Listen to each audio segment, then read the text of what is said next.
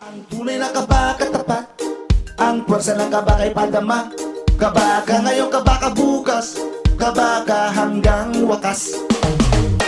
Yo, 33 years na still matatag. Our combined experience, kami ang aasahan yung hindi gagawa, hindi tatalikod. Sa tao kami susuporta sa kabutihan at hindi sa institusyon na magpapahirap sa tao. Asahan niyo po yan.